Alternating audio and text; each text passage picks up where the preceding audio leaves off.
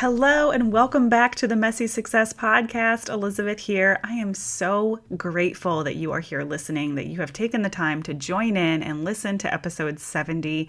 You guys are going to love this one. This is really cool behind the scenes.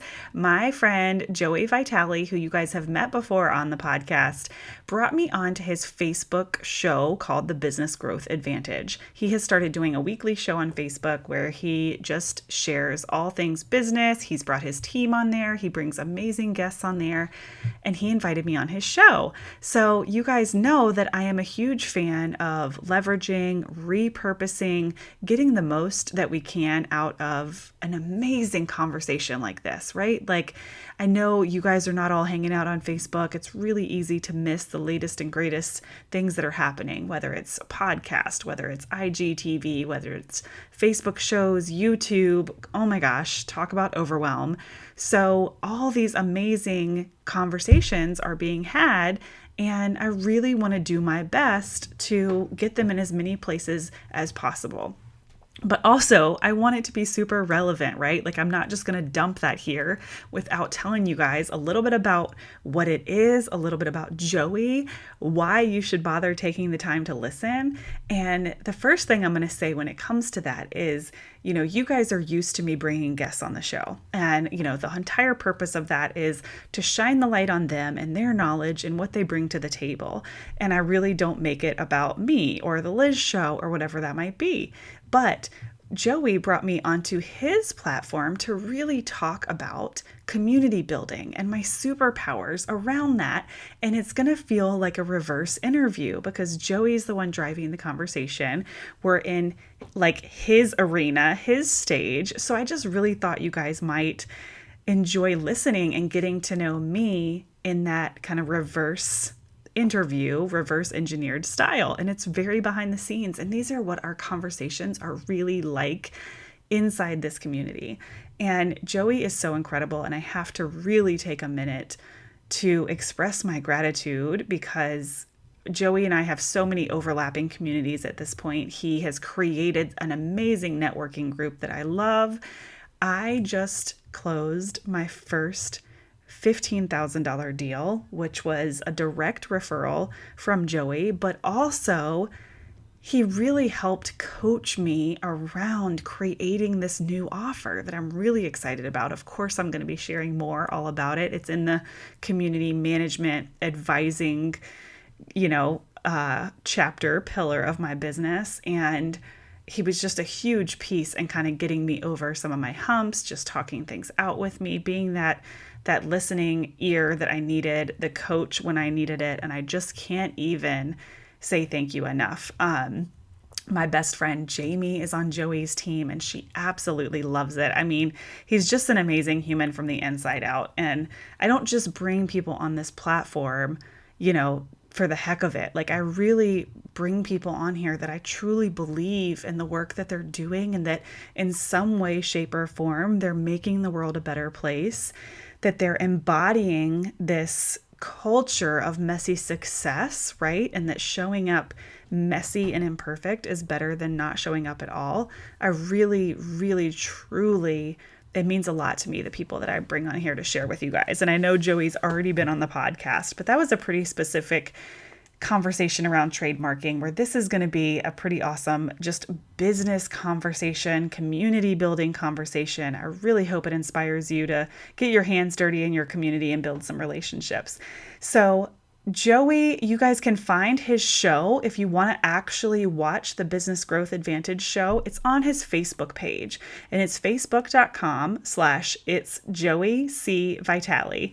You can also find everything you need at Joey's website at joeycvitale.com. It's joeycvitale.com.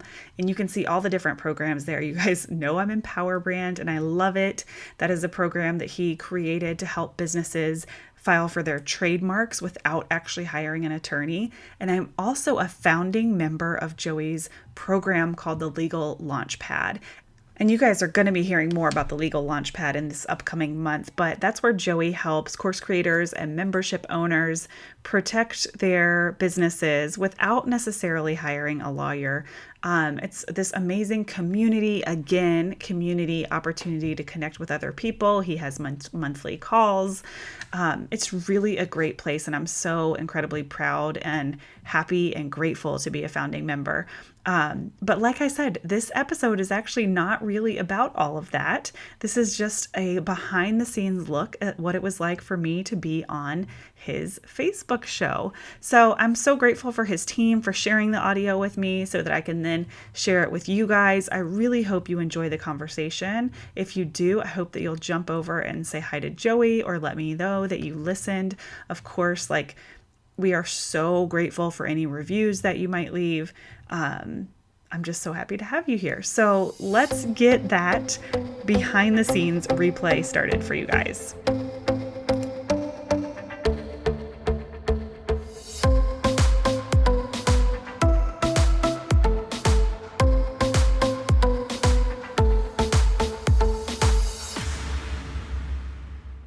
Hey everybody, what is going on? I am here today with one of my, I'll just say it, best friends in the online business space, Elizabeth Henson. Elizabeth is so many things, and we've been trained as coaches together. So I know all of the different ways that Elizabeth can help business owners. But I love that Elizabeth has this focus on community growth strategy. Because Elizabeth, you and I know that a lot of people talk about marketing. A lot of people talk about, being there for your community in your group or your program. But not a lot of people, I don't think, are talking about how can you be dedicated to your community in a way that has a measurable ROI for the business. Yes. And this is something I've really been researching a lot in the past year. Some of it with your help is how do you measure the happiness of your community? Because we've even talked about engagement doesn't always mean happy, or lack of engagement doesn't always mean unhappy. So how do we get really clear and know when our customers, clients, students, community members are happy or engaged or getting what they need? Yeah. And I'm so glad to be here. We are best friends. Let's do karate in the garage for real. Yes. So let's talk about your background in this, because I know that you've gone on this pretty incredible journey as an entrepreneur, and you've got your background in photography. Was that your first leap into entrepreneurship? Yes. So I was a high school art teacher and field hockey coach. And right after I got married, I picked up my camera, which was super emotional. The story behind that, it's on my podcast. I won't dive into all that. But being a photographer was really a stepping stone for me into being my own boss, which even as a kid, I knew that's where I was going to end up, but I just didn't know how to get there. So I was kind of a career hopper until I got there. But what I realized with my photography business, if you put me side by side with all the other successful photographers in Hampton Roads, my business was all word of mouth. It was all word of mouth referrals. I didn't pay for ads on Facebook, The Knot, Wedding Wire, and I was booked out. And I even had a team at one point.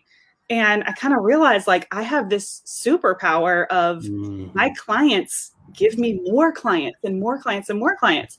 And I started thinking about how can I help other businesses do this, get more word of mouth referrals, be a better leader, have more impact in the community, and be able to attract really powerful communities around their brand as well. Yeah. And we were talking about this before we went live here. You were so good at this word of mouth community strategy that it allowed you to be super generous in terms of referring work to other photographers. I mean, that's a huge milestone to get to. Yeah. And so many people, have fear around that. And, we're human. So of course these things crossed my mind, but I'll never forget when I had a bride inquire and she said, I absolutely love what you do for the community and how you shine the light on other photographers. And I want you to be my photographer because of that, and I was like, what are we afraid of? That builds us up as an authority when we can shine the light on other business owners, even if they're in the same, industry, because that just amplifies our self-confidence, right? Or the way that we view our success, and that desire for everyone else to be successful too. So good. And then you pivoted again eventually from photography, right? Yeah, and I'm still actually doing a little bit of photography. Oh, cool. Yeah, I had my first 2021 wedding last Saturday, but this is really exciting, and I'm kind of semi-announcing it this week, but I asked myself better questions, and you know how important that is, because I had a bride contact me. This is all kind of like relating to the word of mouth. And I turned her away and I said, I really don't think I'm taking any 2022 weddings. Here's who I recommend. And I'm just not ready to commit yet. And she said, I will change my date. Like, I've wanted you for years. What can I do? Oh my gosh. So I kind of like sat and I was like, okay, is this the people pleaser in me that wants to say yes? Or can I just sit here for a second and ask myself some better questions? So I said, how can I take the stress off of me so that shooting weddings feels light and easy, but also give these clients an even better experience than they're already having? Yeah. Right. Because it's a lot. And, I know I'll never shoot a ton, like 5 max, just because I do have 3 kids that are going to have field hockey games on the weekends and all the things. Yeah. But I just started asking myself these better questions. So I'm going to be building out a team to create an experience that no one else in my area is doing. So I'm really excited about that. But yeah, that's just like one little pillar. I have like multiple passions, multiple revenue streams. Yeah. But it is really exciting. It feels good. It's going to like give me a little more longevity in that industry. Yeah. That's amazing. That's so cool. And I know like that's really a great example of, like you said, going back and asking the right question or asking better questions around that, because I know how much you love the passion of photography and helping people in that way. And I can relate to, I found a videographer here in Chicago. And after seeing what they did, my wife and I started to envision what it would look like if they did ours. And once you start to build that visual, there's kind of no other options. Yeah, you really don't. And I just love customer service. And I'm like, if I really truly love customer service and making people happy, I mean, the photography at this point is like secondary for me. I mean, it's important, but like anybody can do it. There's a million great photographers here in Hampton Roads. Like these people that are still contacting me after I'm not even really showing up for that part of my business, it's because they want me, for the brand, for my personal, experience. Like, yeah, the photographs are good, sure, but anybody can do that part. So do you think that, some people will say, just really give an amazing customer experience and the word of mouth and referrals will just come pouring in without you having to work on it. Would you say that that's true, or that you found that there's still helpful strategy you can use to leverage growth after you've got a really good fulfillment system in place? Yeah, I love this question because I have to be honest and say with my photography business, it was effortless and easy. And that's just because I was using all these things that were intuitive for me that I didn't really know were a system.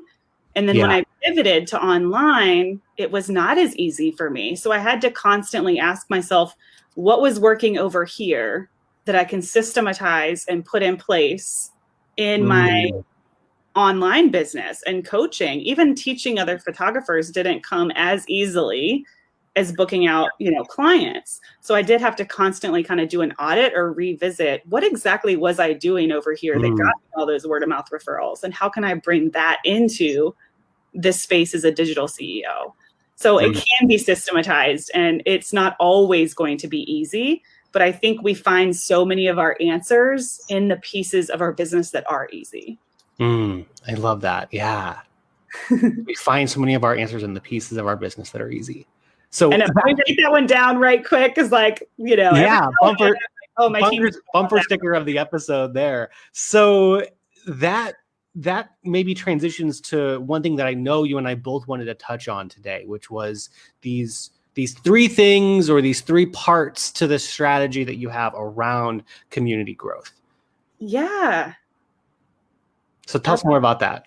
Absolutely. So, as business owners, we're constantly asked, like, what makes you different, right? So what makes Elizabeth Henson than everybody else? And I was like, well, I have these 3 methods that involve like really unique leadership skills, not like you read in the books, building these social ecosystems that we've talked about, and then really using boundaries to leverage that authority. And those 3 things kind of create what I like to call, in a funny way, like my anti-strategy, right? Like, of course, it's a system and these 3 pillars are super important, but it's not about the perfect Instagram post. It's not about the perfect social media strategy. It's how can we bring these one-to-one relationships, these life skills into our social media, into our communities, so it feels the same for the people as it would if we walked into a room, right? We can touch people's lives by walking into a room and meeting them. And so many people don't carry those people skills onto their social media because they're so concerned about numbers and metrics and marketing. Yeah. And that's, oh, I'm so glad we're talking about this, because that's all like well and good, right? And like you and I both know how important systems and processes are to a business. But the best marketing experts that I talk to say that, you know, once you've got funnels in place and you've got your overall strategy, it's really much more of an art than a science when it comes to marketing. So I love the anti-strategy approach. And let's go, what was the first part of that again? Unique leadership skills. Okay. So really focusing on, you know, what our individual superpowers are, you know, building out those elevator pitches or rock star statements, the things that make us different than everyone else, but also just remembering that like people are humans. How do we want them to feel? And nobody's going to wake up in the morning and say, I want to be part of somebody's marketing strategy, or I want to be curated on social media. Everyone wants to feel seen and heard. So the first thing we focus on is leaderships that create spaces where people feel seen and heard, because they're going to gravitate to you nonstop if they get to talk about themselves. Okay, I love this, because when you say creating spaces, I think there might be some people watching or listening who have online courses or memberships where there are those paid carved out spaces like that. But for other kinds of business owners or business owners that, you know, are trying to think beyond those types of programs, can your Instagram presence be a space like that? 100%. Your Instagram, your website, a blog, Facebook. I truly like to believe that we could grow our businesses without social media at all. So it might be going back to in-person events. I mean, my first membership was an in-person membership. It had nothing to do with social media. You know, so just thinking about where do you see success in relationships in your life, and why are those people coming back to you, and using those superpowers and then just building off of that. Okay. So really being a strong leader in those spaces, whatever that means for your business. And then was the second one barriers? The second one is social ecosystems, which I love because you and I are such a good example of that. And that is the concept of like, if I jump on a Zoom call with a business buddy or someone I've never even met, you know, kind of how you and I got started networking, that is going to pay so much more dividends and ROI than this perfect social media post. And this really came about for me one night when I was laying in my bed, my kids were next to me, and I spent 45 minutes, Joey, trying to type out this perfect Instagram caption. Now, this was before Reels and stories. Like, this was it, right? Your Instagram picture and your captions. And I was so committed to that daggone Instagram strategy that I lost 45 minutes sitting next to my kids, writing out this post. And it ended up like tanking, like 2 likes, nobody cared. And that was when I was like, enough is enough. Like, this isn't what's going to connect me to people in the same way as a Zoom call, as an in-person networking event. Like, I am an extrovert. I love people. I'm not a great writer. Why am I going to sit here and continue to try to write something at 9 o'clock at night just to say I showed up? And that was when I really committed to doing things differently. And I saw a really great presentation about marketing for your personality type. And of course, I tested like sell from stage, sell in person, So I stopped trying to like fit myself into a box that wasn't for me. And then I realized that these relationships give me access to social ecosystems, which is just way more powerful than just showing up and talking about myself. Okay. And what do we mean by an ecosystem? So like what we're doing right now. So me having this opportunity to share with you on your page, I'm now exposed to your audience. And it doesn't matter how big or how small, but the connections that I've made just through being connected to you, our social ecosystems are overlapping. Kind of how I connected with you with Tiffany for Power Brand. That is like so powerful. Like you can put an ROI on that. You can put a number on that relationship, right? Yeah. So it's really like looking at the humans behind the numbers of, you know, who's watching and who's liking and all of that. And, you know, one thing that I found to be really helpful about your approach in general is that it allows us to see, okay, how are we going to find strong lead? Like to me, there's this question in when it comes to sales and growing your business, there's always this question of where are the sales coming in? Who are our warm leads this week or this month or whatever? And where can we find them? And I was talking to two different people over the past week who had slightly different, but it sounded very different ideas of marketing. One of them said, you know, social media is not really marketing, because if you really want to be good at social media, you can't really think about closing every sale that you're on, like when you're posting and all of this stuff. I was like, oh, that's an interesting point. They were like, you should, like, I mean, have the funnels, do whatever. But if you want to be if you want to really lean into being a social media pro, it's just about connecting with people, and that stuff comes. And then I talked to somebody else who was like, you know, I agree, but I would also say something totally different, which is that it's not that social media isn't marketing. It's that everything is marketing. And, you know, both arrive at that same conclusion of it's not just about filling up your lead funnel with leads. Now, that is something that you have to do.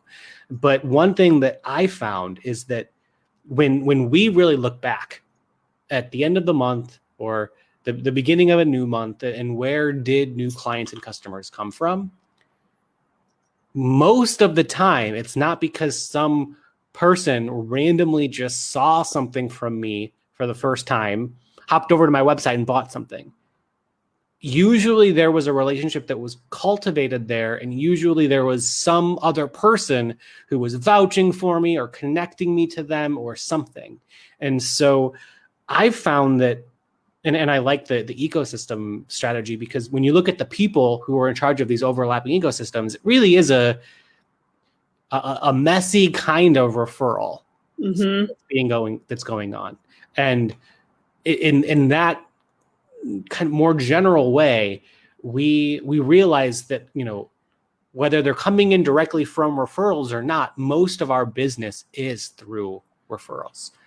Yeah, absolutely. I mean, if you're doing your business well, yes. Like I will never forget when I saw someone post like, I'm just not getting word of mouth referrals. That's not where I get my business. And I was like, that is the biggest red flag you could possibly see, right? Is if you're not getting word of mouth referrals. Now you could be doing things right and you're just not setting people up for success to refer you. But at the end of the day, if you're not getting word of mouth stuff, then that's usually a red flag that there's a missing piece in your customer experience. Yes. Yeah. Good point. Like for all of this to work, you first have to have a really good customer experience. And 100%. Again, I love the ecosystem, because it's almost like you're creating visibility so that the referrals can happen more easily. Yeah. And top of people mind. are going to mirror back what we do. Yeah. So the more we refer other people and the more that we tag other people in opportunities, the more that's going to be mirrored back to us, because they're going to understand that like that's how we work as a human being. Yeah. Love that. Okay. And there's one more part to this, right? Yeah. The setting boundaries that leverage authority. So everyone talks about boundaries in the form of like self-care. And of course that's important, but it's actually a lot of what we think in our business, right? We need to always be available. We need to be working around the clock. Our prices need to be set at what our customers will pay. Those are all like a lack of a boundary. Setting a price at what you want, what you need to run your business is a boundary. Working less is a boundary. And the opposite effect happens where we actually become more desirable and more of an authority when we stand firm in those boundaries versus when we're available 24/7. Like, think about a time where you had impeccable customer service, but didn't even have access to that CEO or whoever it might be. Yeah. It happens all the time. Okay, this is a juicy one because for me, it sometimes often feels like when I'm at my best in terms of a community leader and being a giver and hanging out in Facebook groups and tagging people, I'm also not having a lot of boundaries for myself. And I like that you're rounding it out there because you can easily lose a sense of boundaries in terms of your time, in terms of your pricing, when you put being a giver on such a high pedestal. Right. And we can be givers and do all of those things. And pricing is one of my favorite pieces to talk about here with my students because it is a gift to accept money from somebody because that means that they're committed and that they're showing up, right? Like, think about all the times you've invested a large amount of money. Like, that's actually a gift to yourself because you're investing in the change, in the vision, whatever that might be. And people are going to say yes or no, whether our thing is $15 or $1,500. There's always going to be a yes or a no. Look, we don't want to make assumptions, but people are going to respect you as the visionary, the CEO, the business, when your price is what it is. Yeah. Versus like I really want to work with you. I really want to serve you. And I have a great story around this in my photography business, which I always kind of bring into my online business. But I had a bride who was like, my budget's $800. She just inquired, this is my budget. And most photographers would say, I'm sorry, I can't do it. Right. Yeah. Where I said, okay, I actually can come out and shoot about 2 hours of your wedding for that price. But I'd really, really like for you to look over my pricing guide because nothing would bless me more than to give you the full experience and to spoil you on your entire wedding day. And that was it. Like, no pressure, but just like, hey, look this over. And she came back and booked my highest package because sometimes people just don't know and they're just throwing stuff out there. Yeah. Really good point. Yeah. But that allowed me to be an authority and to say, I can do this, but this would actually be the better choice to serve you. And I'm the expert in knowing what the best way to serve you is. Oh, that's really, really well said. I love that. Speaking of working with you, because I know that you are now taking on more one-to-one clients who want help with community growth strategy. Can you tell us more about what that looks like when people work with you one-to-one in that capacity? I know. I love it. And I'm always joking in our group because when people say, Liz, like, what do you do? I sell Zoom space. We hang out on Zoom. It's what I do. I'm the anti-strategy. I'm not going to give you a course. I'm not going to give you, fancy, we're going to do processes and steps, but I really believe in like doing it together. So I really work with my one-on-one clients in meeting either biweekly or weekly, and then getting really specific on what their business needs. And their visions. And one of my favorite like success stories of a student that I've been working with for about 6 months now. And her biggest thing was like, she wanted a brand booster. Like, how can I be different than every other person in my area? I kind of feel like I'm the same, like I'm blending in. And it took a while to get this out of her, because a lot of times we can't really see yet. But turns out that she's extremely passionate about like nonprofits. And that's all we needed to do is to get her business in a couple of other social ecosystems. So not only is she now like working with nonprofits, but she's created a group in her area to be the dot connector to get nonprofits access to vendors who want to serve nonprofits. So that was like a whole niche change. Yeah, or like an amplification of like, this is how you become a leader, by doing something in your community that nobody does and connecting other people. right? Yeah. Yeah. So we took everything she was already doing, but now she gets to be known for something. She Yeah. gets to be known as the person who helps nonprofits find the vendors they need. So powerful. And that's what leaders do, right? Like leaders don't sit back and look like everyone else. Leaders like step out and do something different. And speaking of leadership as an online business owner, you know, going back to what I said earlier, where a lot of people who are watching or listening probably have a course or a program or something where there's like a paid community that you need to manage. I see people asking in Facebook groups all the time.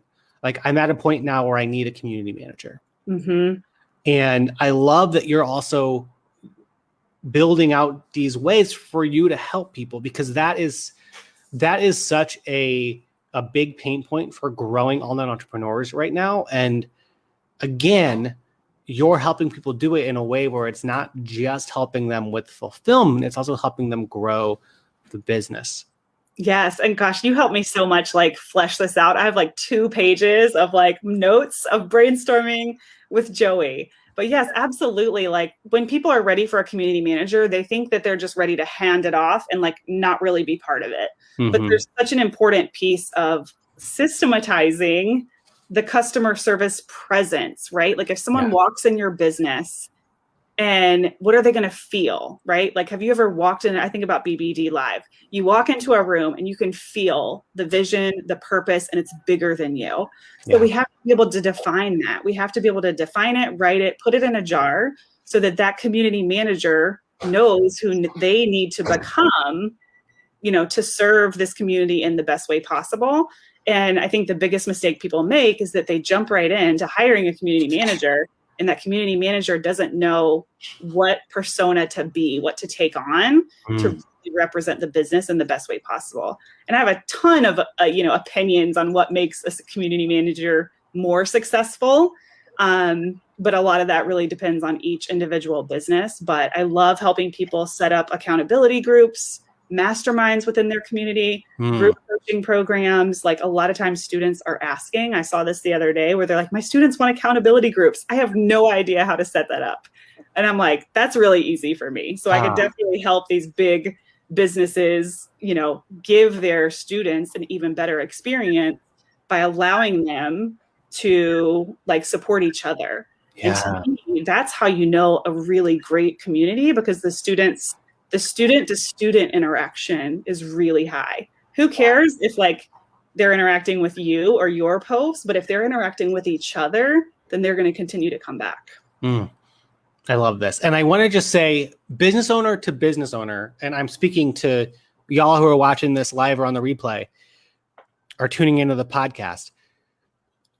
Elizabeth and I both come from a school of thought in the business world where it's like when you're building your team, it's great wherever you can to find ways to hire people who aren't necessarily skilled at what you want them to do. And then you in-house have a system of processes and systems that can help them learn on the job and then execute really well. And one of the difficult things about community managers is that they can be expensive to find. If something happens and you have to get a new one, you're kind of starting from scratch again. And all of those systems and processes that were in the head of that skilled person that you hired goes away if something bad happens. And I love that Elizabeth is creating this amazing opportunity for entrepreneurs where, honestly, you're probably paying less to have Elizabeth come in at a high level, help you create this stuff. And then you can bring in an army, 1 or 2 different teammates that you're not having to pay as much because they're learning on the job. And it's such an effective way of building this out for the business. Yeah. I mean, I'm not doing anybody any good if I'm not saving them money. I'm not saving them money or helping them make money. So it might cost more to have, you know, a high level strategist or advisor on the front end. But like my ultimate goal is to get people bringing in community managers that they can afford, like whether it's $4 an hour, right? Most community managers, I've done a ton of research around this, are on salary for 50 to 80K a year. Which is very fair for Right. the work that they do. Yes. Very fair. But that's for someone who's trained, which again, I research these job descriptions all the time. People want someone who's already trained, which is great. But what about all the businesses that are really just starting to scratch that 6-figure mark, right? Or they're just getting to like $200,000 a year. They can't afford to pay half of their salary for an experienced community manager. So they need to be able to train someone from the ground up. And they can spend a little bit on the front end getting set up with a high level strategist. And then they can train that person at such a like lower price point. And you know, what a gift, right? What a gift every time we get to hire someone and support like a mom who works from home. I mean, those are like ultimate goals, right? Like save money in your business, but provide an income for somebody else. I absolutely love that. And for everybody who's interested, because we talked about this before, so I'm not putting you on the spot, but if anybody wants to talk to you about if you'd be a good fit to help them, is there a good next step they can take to contact you? Yes, absolutely. So on my Instagram, I'm Elizabeth.Henson, but my LinkedIn profile has a link for free coffee chats. So I actually I practice what I preach, these one-to-one relationships, and anybody can book a free coffee chat with me. And there's a whole page that kind of explains like why I do these coffee chats, if it's a good fit for you. And it's totally free. It's 25 minutes and we'll be able to see how I can help. I love that so much. We'll put a link for the coffee chat around this video in the show notes of the podcast. And, you know, I just want to end this too by saying that this show and this episode is brought to you by the Legal Launchpad, which is a legal resource I created for course creators and coaches. And Elizabeth is in that program. I was like, you better give me a chance to talk because I'm a founding member and an affiliate for Legal Launchpad. And I just can't say enough good things about it. I think my only gripe is like how hard I have to work to get people to know that they need legal advice, right? Why are people so afraid? Elizabeth's helping me spread the word that this stuff is unsexy but important. It is unsexy, but it is, you make it sexy and important. But I'm always taking to heart everything Elizabeth says in terms of things that I can be doing inside the group to make it more engaging. And she's such a great member. So a pro tip again, if you've got an online course or a program, one way to get on Elizabeth's good side is to get her to buy your program. And then you can see how good she is inside of it and just kind of see what she's doing and trying to emulate it yourself. That's another strategy that I picked up.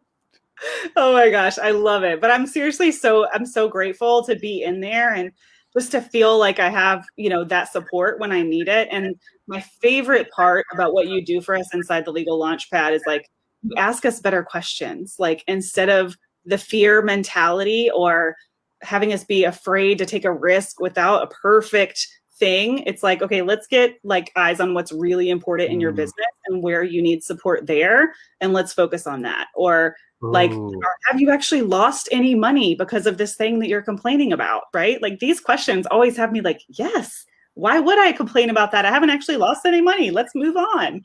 I love that you say that because this really ties back to what we're talking about, where I think if I didn't learn these lessons from you and other coaches, when I hear customer support and managing a community, it seems like you're answering questions that people have for you, and you're trying to do what you can to give people tips and advice and make them happy.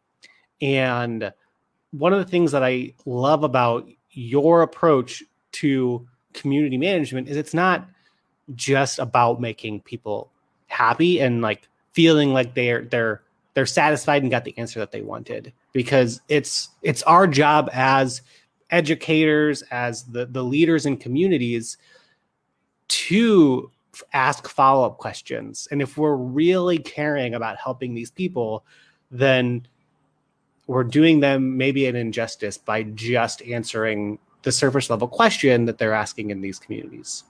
100%. And I know you and I are cut from a different cloth there, but that's one of the biggest mistakes I see is that people just want a community manager that, I hate to say, will silence, but like they want to just give the quick answer so that they can say they gave the answer and they move on to the next one. Yeah, right? like a support rep.